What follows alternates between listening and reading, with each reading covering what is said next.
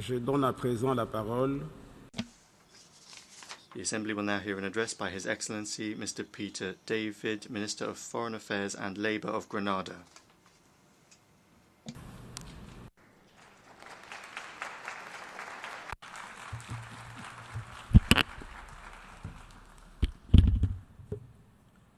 Madam President, Mr. Secretary General, heads of government and delegations, Excellencies, ladies and gentlemen. I am pleased to extend the usual warm greetings from the government and people of Grenada, on whose behalf I am privileged to address this noble institution and its distinguished members. Madam President, I join those before me in congratulating your election as President of this 73rd Assembly. I am confident in your stewardship, and I assured you of my delegation's cooperation and support.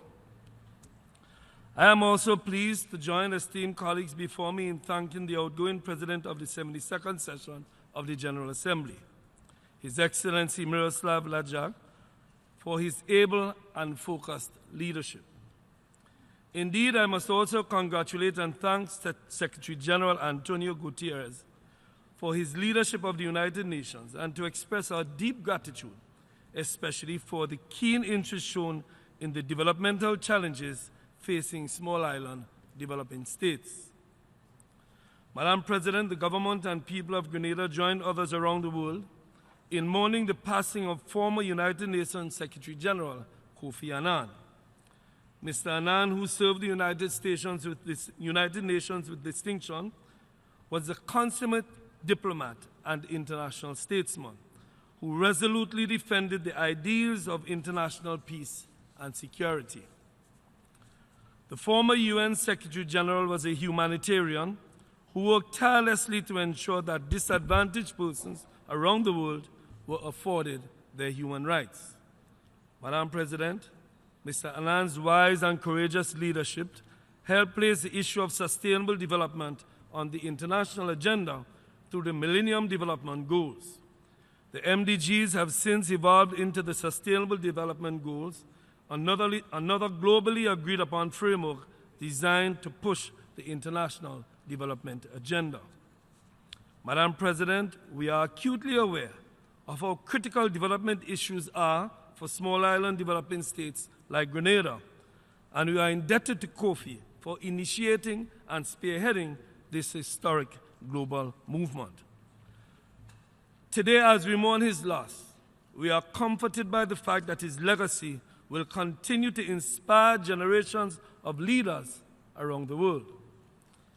Madam President, there's one particular quote from Brother Kofi that resonates deeply and is very relevant to this year's UNGA theme. He said, "To live is to choose, but to choose well, you must know who you are and what you stand for, where you want to go, and why you want to get there."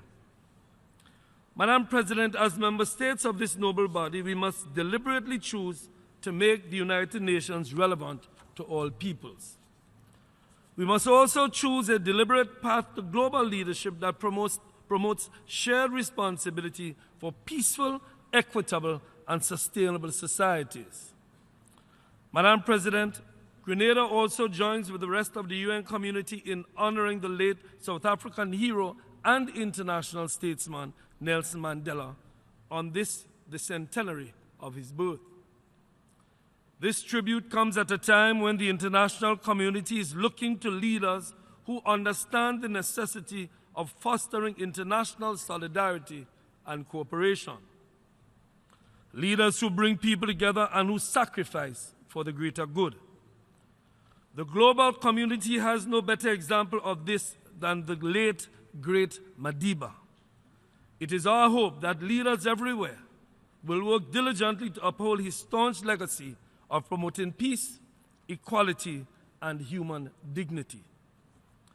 Madam President, our assemblies occur in a global context characterized by changing political, ideological, and religion-based tensions, social revolution, and an increasing anxiety about economic, social, and political inequality and marginalization.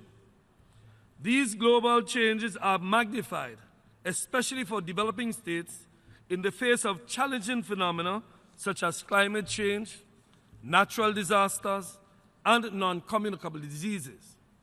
With limited access to development financing, these challenges are further exacerbated.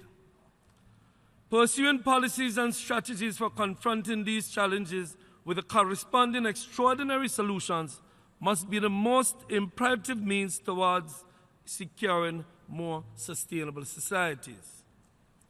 Madam President, we are well into the 2018 hurricane season, yet the Caribbean is still recovering from one of the most devastating hurricane seasons in 2017. We held our breath as this year's various tropical systems, Beryl, Isaac, and only this week, Kirk, took aim at our region. Such weather systems are yet another reminder of the vulnerability of the region and the realities of climate change, capable of eviscerating whole industries in a matter of hours.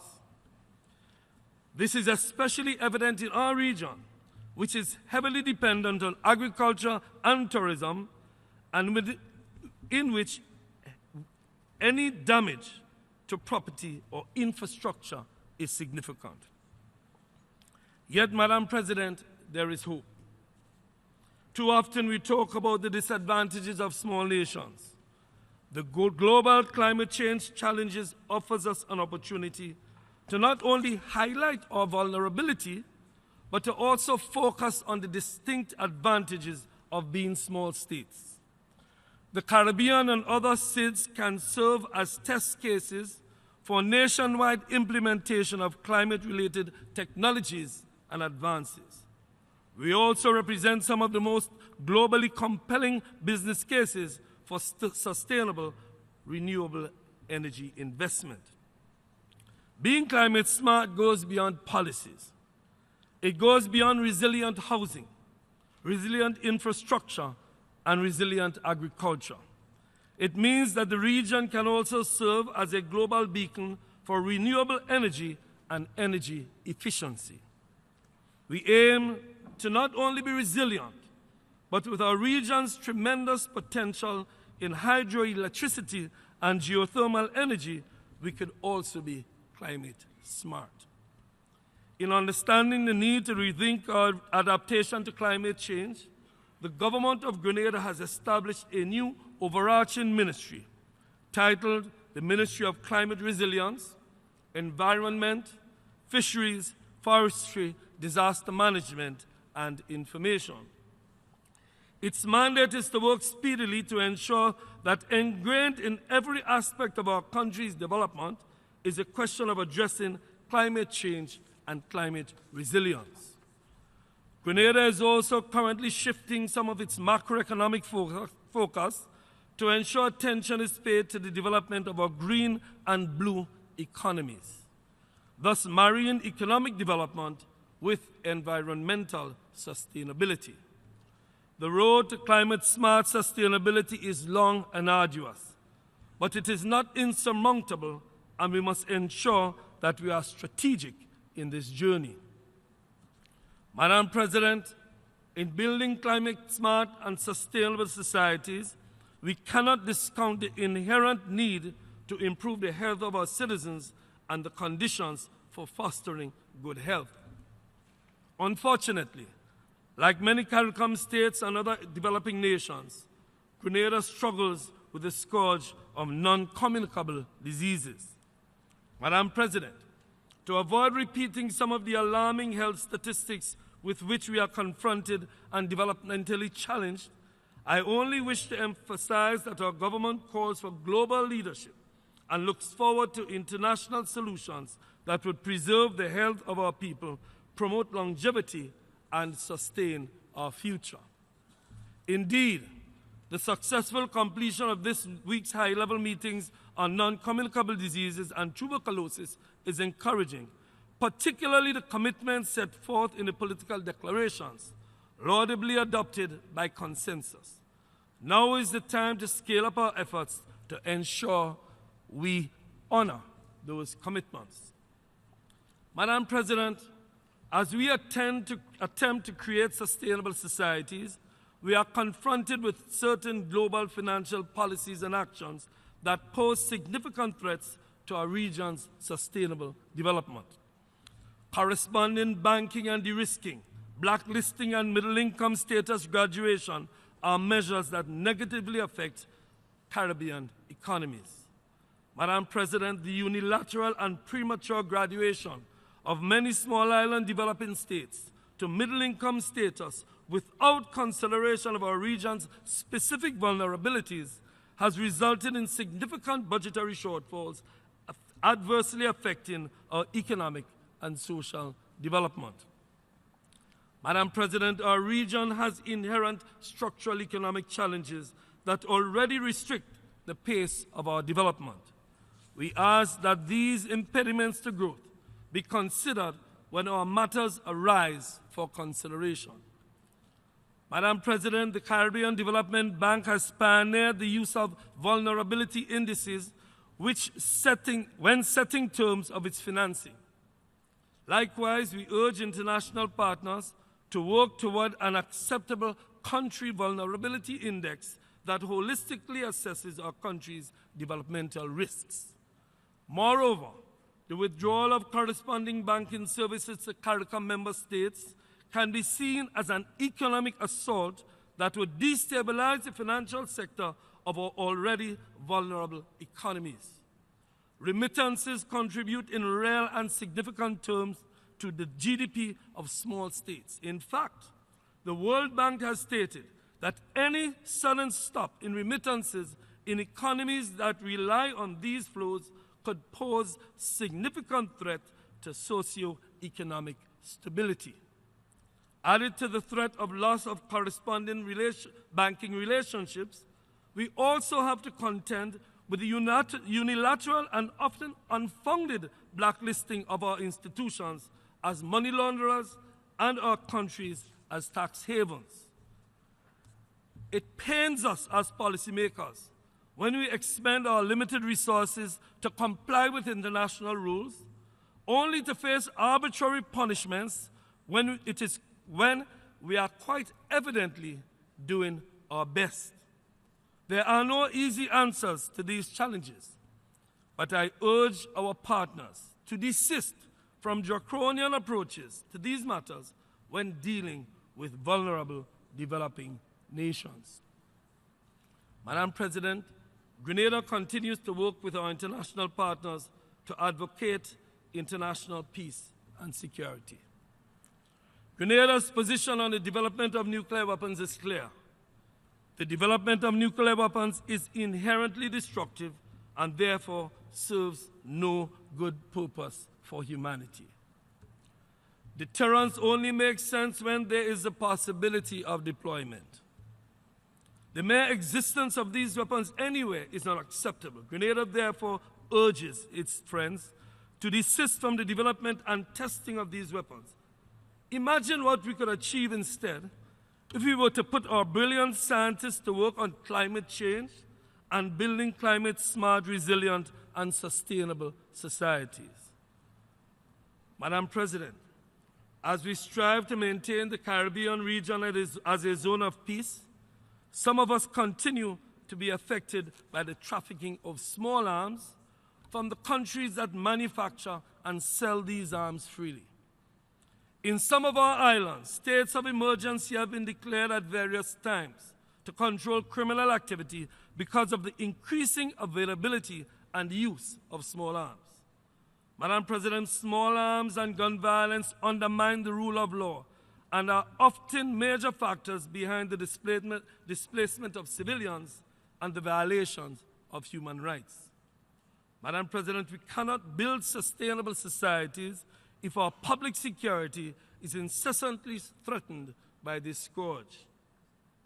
Madam President, the main aim of the United Nations is to maintain international peace and security and to prevent violence and war. Indeed, in the United Nations Charter, there are only 5 references to war, while it refers to peace 47 times. Madam President, this is extremely instructive to us and therefore it is imperative that the global leadership take decisive action. Indeed, as we strive to create sustainable societies, the people of Cuba continue to suffer under the unjust decades-old embargo imposed on them by the United States of America. Grenada continues to call for the immediate lifting of the unfair embargo, unfair economic, commercial, and financial embargo on the Republic of Cuba. Madam President, as such, Grenada strongly supports General Assembly Resolution 70/5, which calls for an end to this dreadful embargo on the Republic of Cuba. Madam President, some of our nations in Latin America are currently experiencing political and economic challenges which threaten the peaceful existence, sustainable development, and by extension, the stability of the region.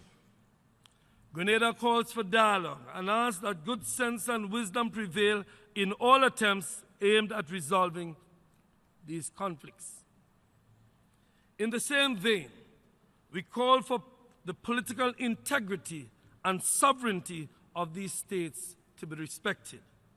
The government of Grenada continues to offer its hand in good faith to facilitate dialogue towards the settlement of said disputes. Madam President, as I close, I implore that we be relentless in our pursuit of the purposes of this organization. Our quest must be for the pursuit of economic opportunities as we strive to achieve peaceful, equitable, and sustainable societies for all.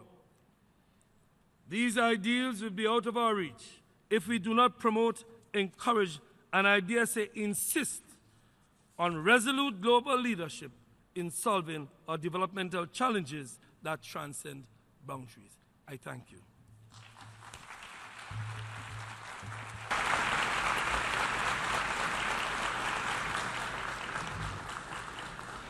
Je remercie le ministre.